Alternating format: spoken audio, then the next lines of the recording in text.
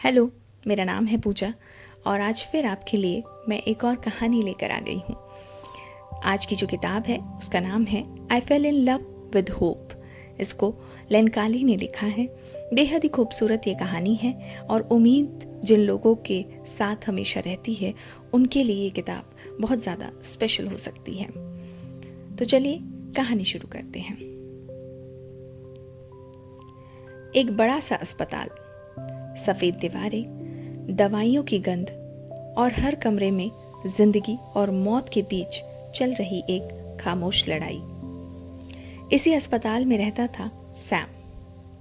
वह इतना समय अस्पताल में बिता चुका था कि बाहर की दुनिया उसे किसी सपने जैसी लगती थी।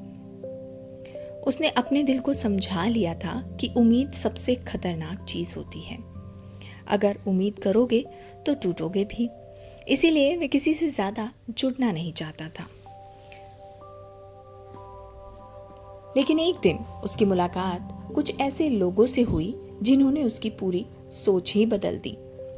सबसे पहले वो मिलता है हिलोयस से। उसके चेहरे पर हमेशा मुस्कान रहती थी। वह खुद भी गंभीर बीमारी से जूझ रहा था, लेकिन ऐसा लगता था जैसे उसे अपनी मौत का डर ही नहीं हो। वह हर सुबह हंसता, मजाक करता, बाकी मरीजों को भी हंसाता। फिर सैम की दोस्ती होती है सोनी, नियो, कोर और हिकारी से।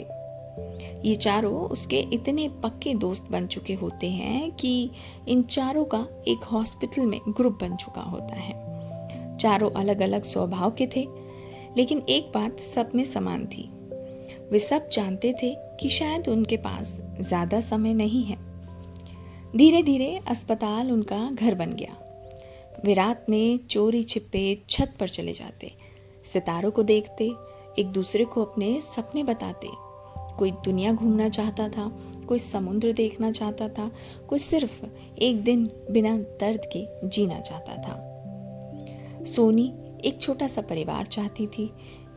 जैसे उसने अपने माँ बाप को अलग होते देखा था, वो चाहती थी कि मेरा एक छोटा सा परिवार हो, मेरे बच्चे हों, और बच्चों से उसे बेहद प्यार था। नियो, जिसे लिखने का बहुत ज़्यादा शौक था, वो हर समय अपनी जो भी सोच होती थी, जो उसके दिमाग में चल रहा होता था, उन्हें वो पन्नों पर उतारना बखूबी जानता था।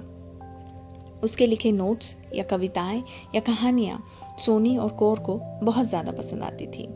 कौर, जो कि एक गंभीर बीमारी से जूझ रहा था, लेकिन म्यूजिक का उसे बहुत ज़्यादा शौक था। कौर और नियो की दोस्ती बेहद खास थी।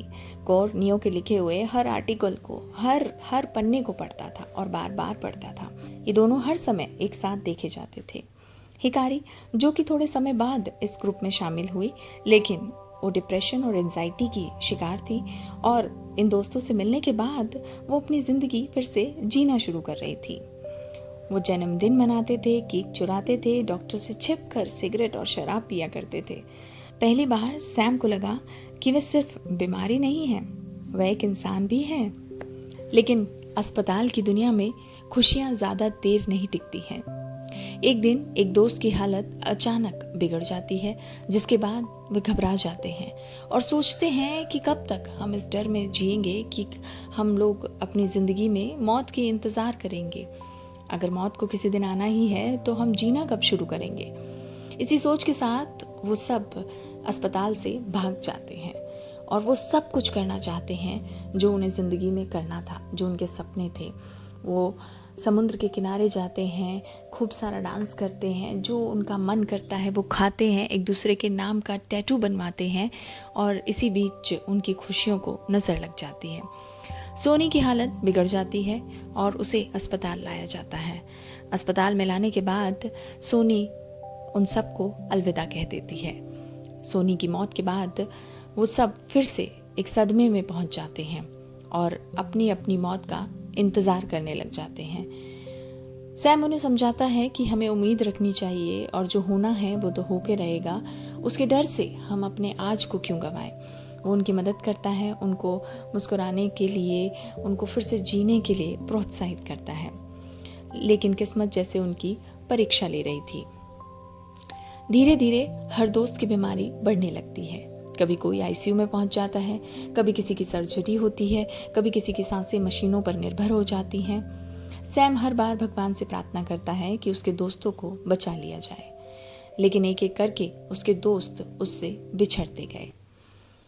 सबसे पहले सोनी की मौत के बाद नियो अपने आप को बिल्कुल अकेला समझता है। वो कमरे से निकलना बंद कर देता है। सोनी के पास एक बिल्ली होती है, वो हर समय उसको अपनी गोद में रखता है, उसका ध्यान रखता है, और सी नियो को देख देख कर और ज़्यादा परेशान होता रहता है। धीरे धीरे सी की भी तबीयत खराब हो जाती है और वो भी इस दुनिया से अलविदा कह देता है। इसके बाद नियो अपने आप को संभाल नहीं पाता है और वह खुदकुशी कर लेता है। इन सब को देखकर हिकारी फिर से टूट चुकी होती है। उसको एंजाइटी अटैक आने लग जाते हैं और वो सोच रही होती है कि अब मेरा क्या अस्तित्व है। मेरे जो दोस्त थे, जो मेरे जैसे ही थे, कोई ना कोई बीमारी से जूझ रहे थे, जो मुझसे सब कुछ शेयर करते थे या मुझे पूरी तरह समझते थे, अब वो मेरे साथ नहीं है। तो इस जिंदगी का क्या फ़ायदा, मैं जीकर क्या करूँगी। फिर सैम उसे समझाता है कि कोई बात नहीं, ये होना था, और फिर से उसे ज़िंदगी के लिए उम्मीद देता है। वो उसे बताता है कि तुम उम्मीद मत छोड़ना, अगर मैं चला भी जाऊँ तो भी जीना मत छोड़ना, तुम्हें जीना पड़ेगा और तुम्हें अपने इस बीमारी से लड़ना पड़ेगा।